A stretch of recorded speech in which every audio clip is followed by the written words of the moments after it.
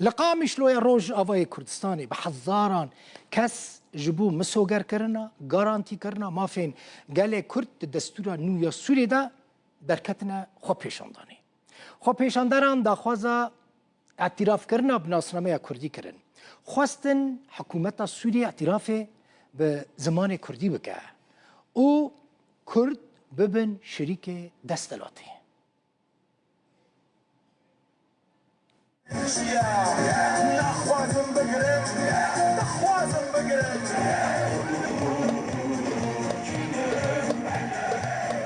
بە یەکگرتووی و یەکهەڵوێستی نیشتیمانیەوە بۆ چەسپاندنی مافەکانی گەلی کورد لە دەستوری سووریادا ڕێپێوانی هەزاران کەسی لە قامیچلۆی ڕۆژئاوای کوردستان بەڕێوەچوو.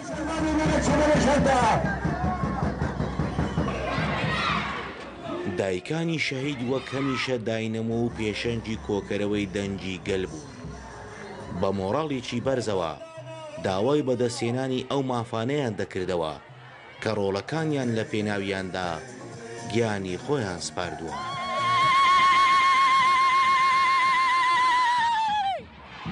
ئیران دەرکەتنە بۆ یەکیتیان کووردا واش بۆ شەربانێ خوا ئەم بۆ شەهیدێ خوا ئەم دخوات و کورد هەندە بنە یەک.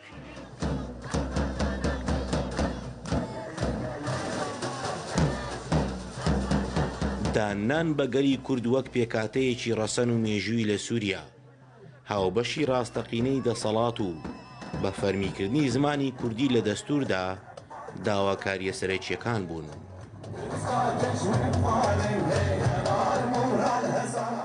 مەچین جاری سەرێ خۆ نەتاندیم ناتەوینن ئەو خۆستە کادرێ خۆ مێبجی بینن بەرە مافێ مرۆڤ حقوقی ئینسان ئازانە بێ تفقو عالی منکن مکریه امم خوابکن امم سر کن. شوا قلة كردستان تبي دركت الباكول باشول كردستان الألمانيا لدهوك الحدر دركتني كركم شيلو دركم وبشكل قلة كرد بكن.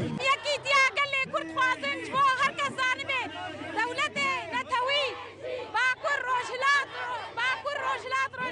سوري زانبه إنه كرد يكن. منداڵان بە هیواوە ئامادەیان هەبوو تا پەیامینەوەی داهاتوو بگەێنن. ئەس ji بۆ ڕۆژەوە هاتنە هەربژی کورد و کوردستانرە.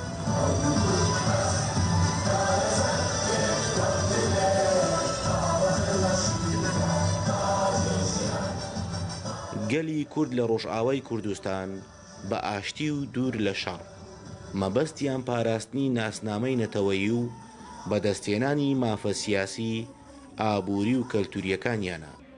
یەکە گەلێ کورد یەکە. ئەمە دروشمی سەرەکی ڕێپێوان و خۆپیشاندانی کورد بوو لە قامیشلۆ.